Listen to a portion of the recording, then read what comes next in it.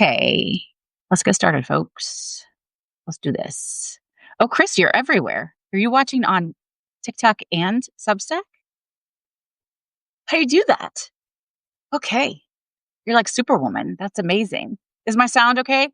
Obviously, you can hear me, so that's good. It shows me that you're joined on, on Substack and TikTok. I don't care. You can watch it wherever you want. But I was like, how was Chris I guess that's the magic of social media, being in two places at one time. Okay, we're going to do this, folks. Something went wrong. Refresh the page and try again. Now it's working. Hey, everybody. Welcome to Live with Heather Vickery. I'm your host, Heather Vickery, and I am here every single Thursday to share one new way that you can step out of fear and into bravery to take radical responsibility for yourself, to lead with embodied joy, and to be part of a collective shift in making the world a better place, one heart centered, conscious leader at a time. I am a certified, board accredited, certified NLP practitioner, hypnotherapist, time techniques, EFT, all kinds of subconscious reprogramming, as well as human design. I'm a human design reader, guide, coach. If you don't know what your human design is, for goodness sakes, go to my website right now, find the link in the bio wherever you're watching this, and pull your human design chart. It's awesome. I'm also a community builder. I host retreats all over the world. I have one coming up in January in Costa Rica. My friend Chris Davis is going to be there. Whoop, whoop. She even bought her tickets yesterday, her flight. That's pretty exciting.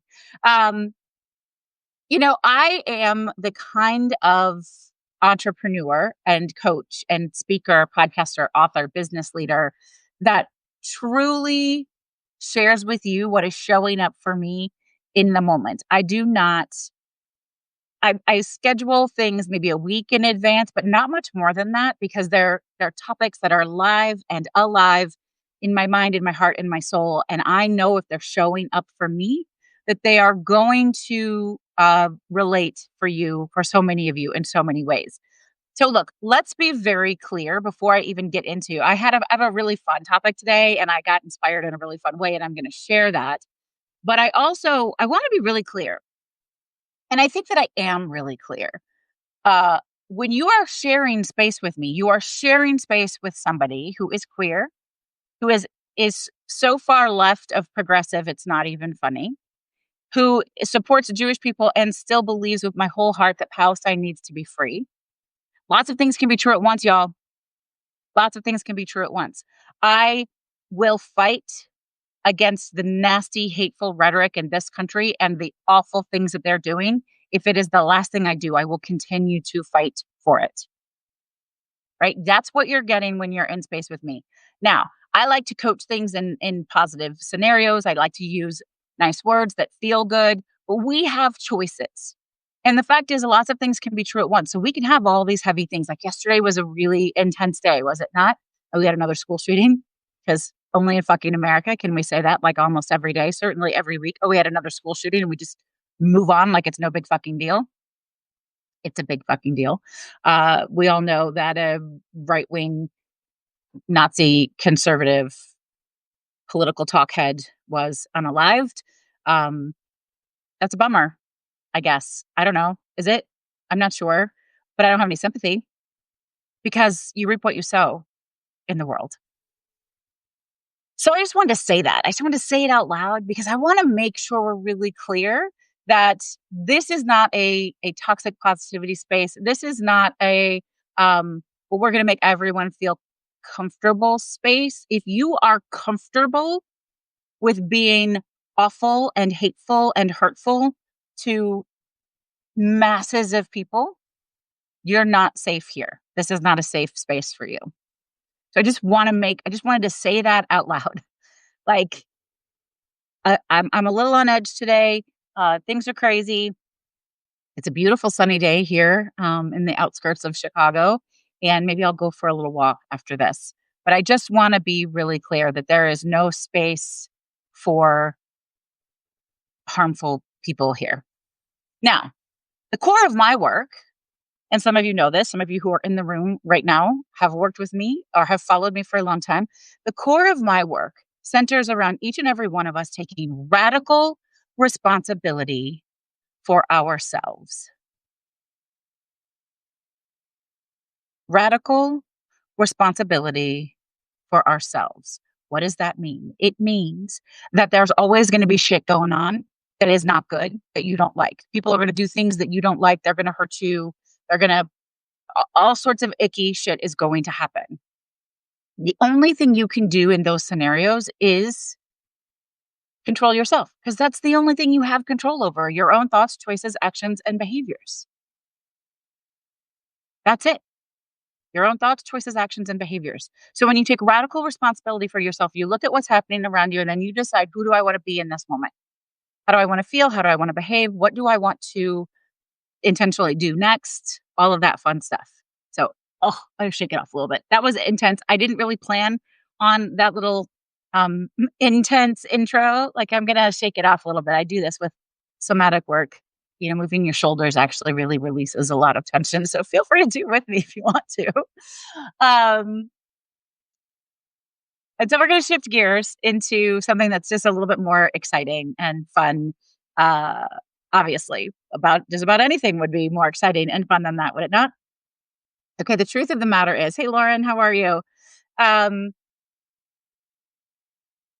when we're taking radical responsibility for ourselves, we are not apologizing for how we spend our time, our thoughts, choices, actions, and behaviors. I mean, if we make mistakes, which we do, we can make honest mistakes. But then we apologize, we reassess, we figure out how to do better, and we move forward, right? And every day is a Tuesday. So I don't know, somewhere out there, my former client BJ is out there, and BJ said to me, every day is a Tuesday. I would go forward and say every hour is a choose hour. Every minute is a choose minute. You are the one that gets to decide what is valuable to you in each moment. Now, in my work with subconscious reprogramming, I come across people a lot who have um, deep seated negative associations, thoughts, patterns, behaviors. And one of the things that I really like about the subconscious reprogramming work is we can shift that on a subconscious and neurological level without necessarily having to associate with those past memories, because, we don't always want to do that. And I get that. Um, we have choices on how we want to process things and what we want to believe is possible. And resiliency is the number one key indicator into whether or not a person will be successful. I didn't come up with that. That's Angela Duckworth. She is the world's leading scientist on resiliency and grit. She's the one that did the research. I have that book here, right here. Great book. Anybody wants it. Grit by Angela Duckworth. Highly recommend it. Okay. So resiliency isn't about skill. It's about being able to believe that change is possible, that something different can be true, reassessing, looking at it differently, getting your lessons, and then deciding how you want to show up again, but differently. That's resilience. And you can use that anywhere, in any capacity of your life. You can use it in business. You can use it um, in your personal life. You can use it to overcome shit that's weighing you down. You get to decide right now, every day is a Tuesday, if you want to keep something as is and be guided by something that used to be true, or if you would rather create a new truth for yourself. Believing in hope and change and possibility is important, because otherwise we are all going to just give up. And what would happen then? What would happen then if we all just gave up and then we didn't have all of us, our amazing selves that we know we need? We know we need one another to make a difference in the world, to shift other people's realities, to make people feel loved and seen. We need that with one another. We need that together, right? And so one of the things that I do, I talk a lot about leading from embodied joy. One of the things that brings me the most joy in my life is reading. I just finished my 105th, like literally right before this live, my 105th book of the year. This is not a contest. It's not a competition. I'm not saying you should read that much, although I do think people should read. You know, reading is great. Knowledge is power. Reading, it shows skill and empathy and your ability, your cognitive reasoning and all that good stuff. But I read kind of across the board. I read all sorts of different things. And I have really leaned in a lot lately to fiction, especially in the last year. And I've discovered that I think a good portion of that is a little bit of a disassociation, right? The world, and especially this country, is a fucking shit show. And so I will lose myself in a book and it feels healing. It gives me a little time and space to disconnect. I also read a fair amount of nonfiction. I just read a book. I'm going to post about it on TikTok later called One Day Everyone Will Have Always Been Against This. Highly recommend it. Talking about the genocide in Palestine. Highly, highly recommend it. And it also talks about, you know, the mass trauma here in the United States. It's a really good read.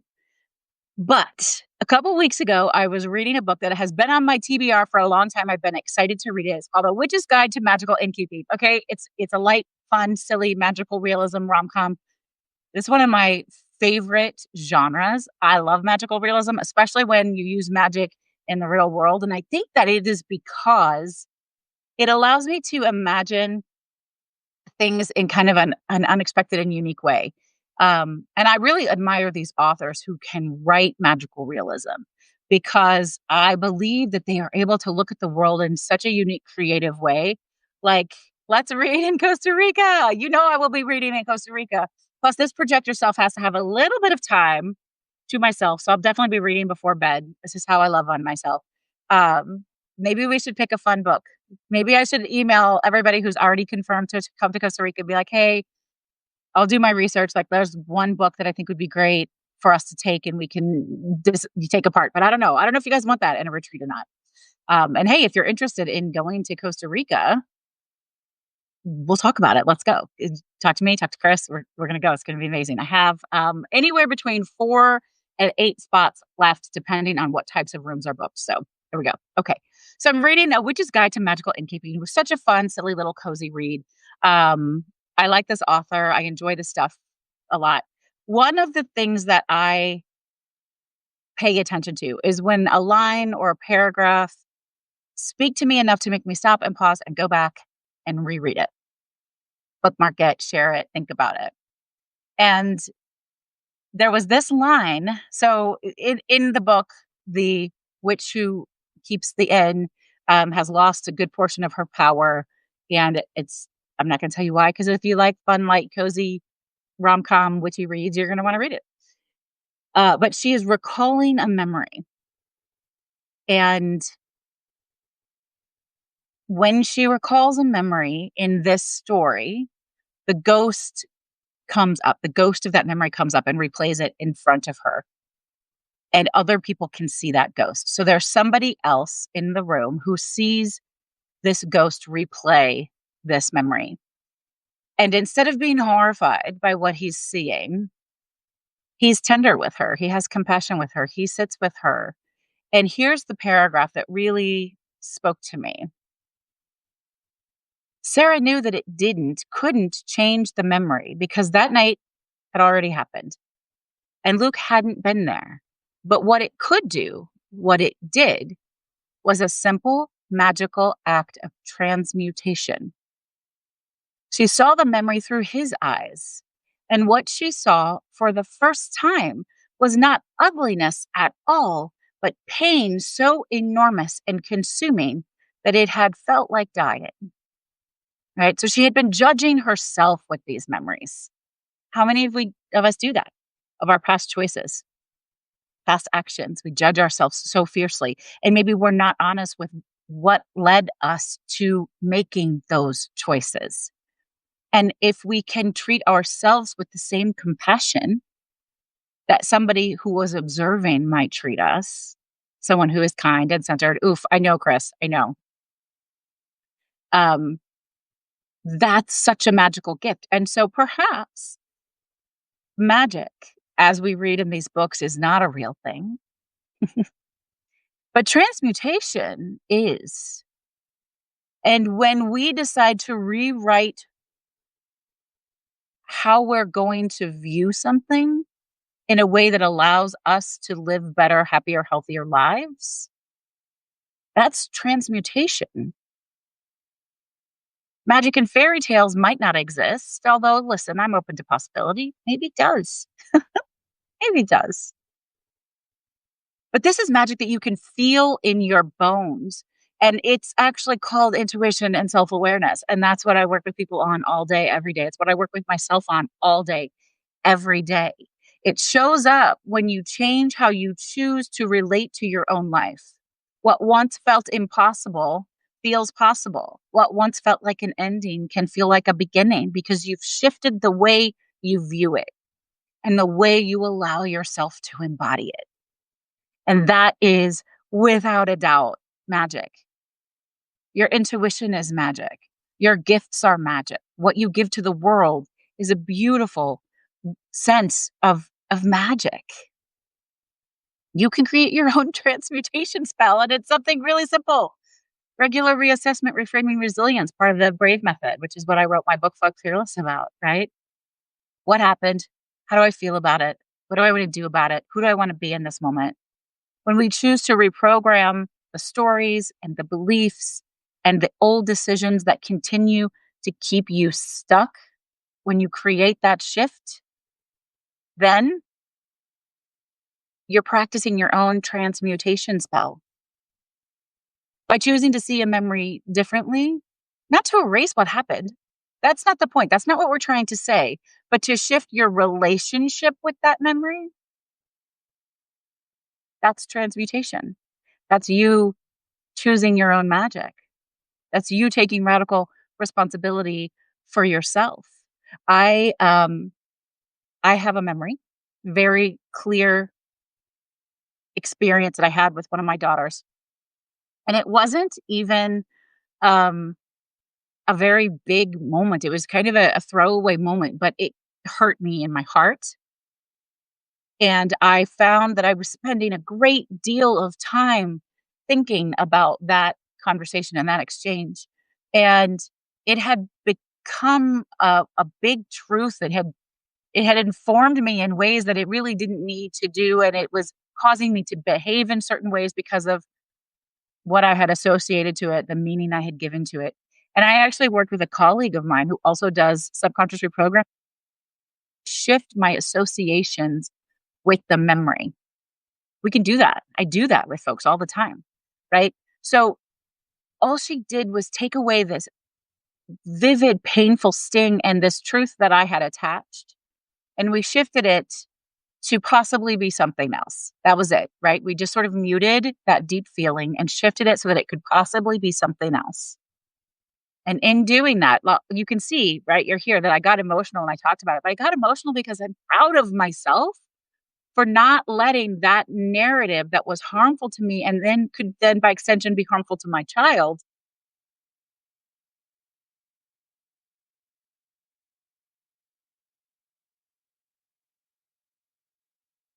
This is what works for me and it works for my clients. I love doing technique, whether we're doing EFT tapping, and I know some of you don't love that. I personally love it, or we're just doing using subliminal audios or parts integration, time techniques, bouncing around in your timeline, past and future, and shifting things. It allows us to have more control or more power. It's why I love tools like NLP, subconscious reprogramming, and even human design, because they help you literally rewrite the scripts that your subconscious is running on repeat so that old stories no longer have the power to hijack your nervous system. Doesn't that sound exciting? Wouldn't you love to be more in control instead of your nervous system, your subconscious being your boss? And when you think of your conscious your conscious mind and your subconscious mind, you think of an iceberg and the little bit of it that you can see on top. That's your conscious mind. And all of the rest of it is under the surface. All of the rest of it is subconscious. And it is in charge. And so when you slow down and you stop enough to take stock, to ask yourself questions and then sit around and actually listen to the answers, and then be thoughtful and intentional about what you want to do with that information that you've just gathered. That's you taking radical responsibility for yourself. That is how we create change. Then you have the knowledge and the information that you need to know what we want to do and shift in subconscious reprogramming, right? It is not something that you want to go into doing if you haven't done the internal work along the way, the processes along the way. So, as a transformation coach, and I think a transmutation spell is a pretty great topic of conversation when we're talking to a transformation coach, I like to guide leaders to step out of survival mode and into alignment with your own joy on your own terms in a way that feels good to you. That's yours instead of what somebody else told you are supposed to have or do or feel or be.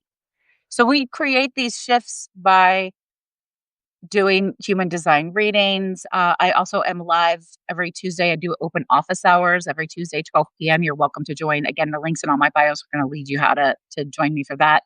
In my subconscious shift sessions, in my mind shift mastery program, even in my Spark Collective, which is an $18 a month community membership that's all about growing your awareness and intuition and taking 10 or 15 minutes a day, just a couple days a week to support yourself and love yourself in my subliminal audios, my human design focused subliminal audios, and I have regular subliminal audios as well.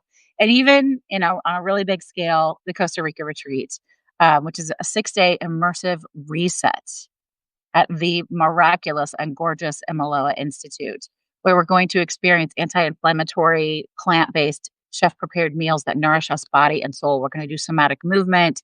We're going to work with Indigenous practitioners to do a blue clay ceremony and a cacao ceremony, breath work, and my brain, a sound bath. That's going to be amazing. Like, there are lots of wonderful things to show up there. Plus, there's time, plenty of time for you to meet one on one with me if that's something you also want to do, or just rest, read a book, hang out, get to know the other people who are going to be there. This is the kind of space where transmutation actually happens, where you remember who you are, where you reclaim your peace and return home feeling more whole than you did when you left. Oh my gosh. Chris says she can't wait for the sound bath. Have you ever done one before? The sound bath is amazing. I've done it at Imaloa, and I also did one in the mountains in Costa Rica. And I've done local ones, but there's something really special about a sound bath in a place that you have never been before. And here at Imaloa, not here, I'm in Chicago, but at Imaloa, we are in a structure that um, is in the middle of the jungle. It's a beautiful Balinese structure, and you're right there. Right? So it's really special. It's really cool. At the end of the day, though, folks, magic isn't about spells in books. It's not about conjuring things up. It's about what you choose for yourself, how how you decide to show up into the world and care for yourself. It's you choosing to see yourself as ready rather than broken. It's choosing to see your past as wisdom that you can build from rather than proof that you are unworthy. And I had that written before I knew you were going to be here, Chris. Chris has a book out called Worthy. It's very good. You should read it. Real magic is to choose joy and hope and possibility over despair. Choose it. That's magic. And you have that power. You have that power. So here's a little reflection, something I'd like to give you for today. I want you to take a moment and ask yourself this question. Where in my life am I still choosing the painful story and it's running the show? Ask yourself the question and then think about how it feels in your body when you hold that old story. And then very gently, I want you to shift with some conscious self inquiry. Ask, what else could be true? What if holding on to that story felt like protection, but it's really harmful? What if I can redirect? What if I can shift or change? What else could be possible? And lean into that possibility. The BRAVE method, which is my own creative, trademarked approach to problem solving, dreaming, designing, building, and actually having a life that you love, reminds us that expansion comes with a set of boundaries. It comes with reframing the stories, reframing what has happened and finding the lessons for you, taking aligned action, and allowing yourself to be vulnerable enough to show up and try again differently. So, my invitation to you, my action step that I invite you to do is to choose one story that you've been carrying about yourself and write a new version. Don't erase the truth of what happened, but simply transmute it and how you relate to it. Let your nervous system breathe into a new possibility because that's your magic. That's your ability to transmute. And you are never stuck unless you choose to be. And I want you to be free, but you are the only one that can give you that. Freedom is in our hearts and in our minds. Um, Not to get it too heavy again, but I think even in really horrible situations, the survival is in realizing that you can hold yourself kindly. You can move yourself through the next thing to get to the other side. All right, I'm going to pull a Create Brave card. This is a deck of manifestation cards that I co-created with my amazing, beautiful, wonderful friend Rachel Swanson. And remember that manifestation isn't declaring something and then it magically appears. Manifestation is declaring something and then shifting the way you show up in the world to make it appear. And being open to the possibility of shifting, of changing your mind, of doing something different, of not knowing for sure how something's going to go, but saying, let me find out, let me try something. And so I like to pull a card. Oh, sorry for those of you on um, YouTube and LinkedIn. I just hit my microphone and that was probably really loud for you. I like to shuffle cards until the one that is for me comes out, and this one came out. Oh, this is interesting. We got delegate. Just because I can do it all doesn't mean I should do it all. I love that. This is maybe the first time ever that I pulled a card that doesn't feel like it completely relates to the topic. But I can tell you that if this card came up today, that there is somebody in this room right now who needs this reminder. Just because I can do it all doesn't mean I should do it all.